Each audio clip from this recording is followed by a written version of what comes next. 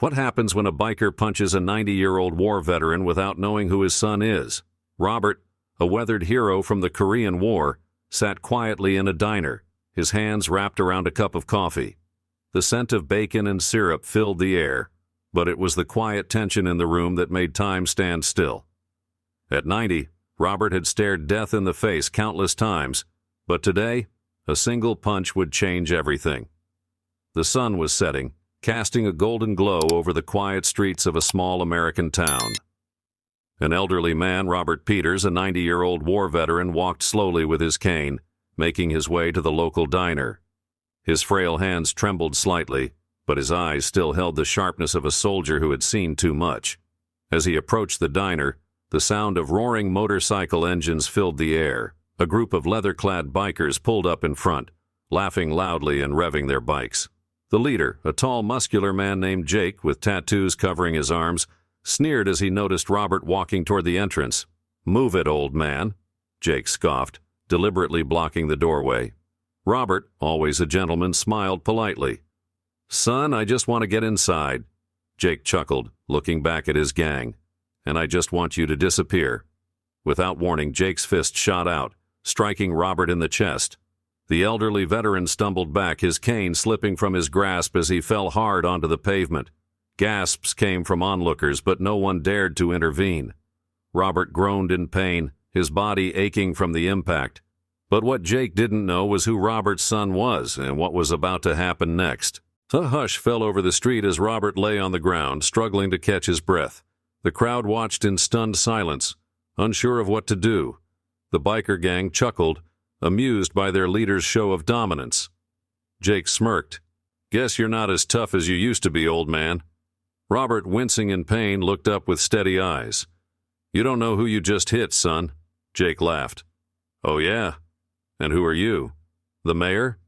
The air suddenly shifted as the sound of heavy boots echoed from across the street. A tall, broad-shouldered man in a military uniform was striding toward them, his expression dark with fury. The crowd parted instinctively, sensing something was about to happen. It was General Daniel Peters, Robert's son. Daniel's presence was commanding, his chest full of medals glinting under the streetlights. His voice was calm, but it carried a weight that silenced even the toughest men. "What did you just do?" Daniel asked, his piercing eyes locking onto Jake. The bikers shifted uncomfortably, sensing the tension. Jake, still unaware of who he was dealing with, scoffed. "What's it to you?" Daniel didn't answer. Instead, he crouched down and gently helped his father to his feet, his hand steady and respectful. "You okay, Dad?" he asked softly. Robert nodded, wincing. "I've taken worse, son, but this fool doesn't know the meaning of respect." Daniel straightened, his jaw tightening. He turned back to Jake. "Do you have any idea who this man is?" Jake smirked. "Just some old man who got in my way." Daniel took a step closer, his presence suffocating. "This old man is a war hero. He fought for your freedom, and you just laid your hands on him." Jake's smirk faltered. The crowd murmured, and the other bikers exchanged uneasy glances. But Daniel wasn't done yet. The street was dead silent. Jake's smirk disappeared as Daniel took another step forward, his towering frame casting a long shadow over the biker. "You don't seem to understand," Daniel said, his voice dangerously calm. "This man survived enemy fire. He's carried wounded soldiers on his back through battlefields you couldn't even imagine.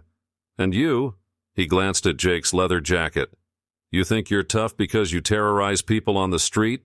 Jake swallowed hard, his cocky demeanor starting to crack. The other bikers exchanged nervous glances, suddenly unsure if they wanted to be part of this. One of them muttered, "Wait, Peters?" As in General Daniel Peters. Another biker's eyes widened. "Dude, this guy's a legend. His unit took down an entire insurgent camp overseas." Jake stiffened.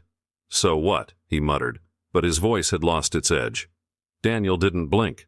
He slowly unbuttoned his military coat and rolled up his sleeves, revealing deep scars, reminders of the wars he had fought. He flexed his fists, and Jake took an instinctive step back. "You think you're a big man for attacking someone weaker than you?" Daniel asked. "Let's see how you do against someone your own size." Jake hesitated. The crowd watched with bated breath. No one dared to move. Robert, still holding his bruised ribs, placed a hand on his son's arm. "Son, I don't need revenge. I just want him to understand." Daniel exhaled sharply but nodded. His father's words had always carried weight. He turned to Jake, his gaze piercing. "You have one chance," he said. "Apologize, right here, right now. Show some respect, or I promise you, sir, this will be a lesson you'll never forget." Jake's fists clenched. His pride battled against the fear creeping up his spine. He looked around, at the crowd, at his own gang, at the war hero standing before him.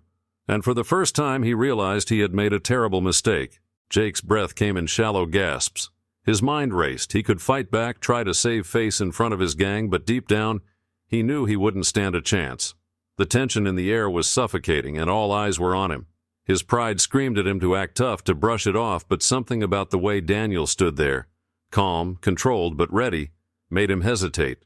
This wasn't just another street fight. This was something different. The murmurs of the crowd grew louder. His own gang members shifted uncomfortably.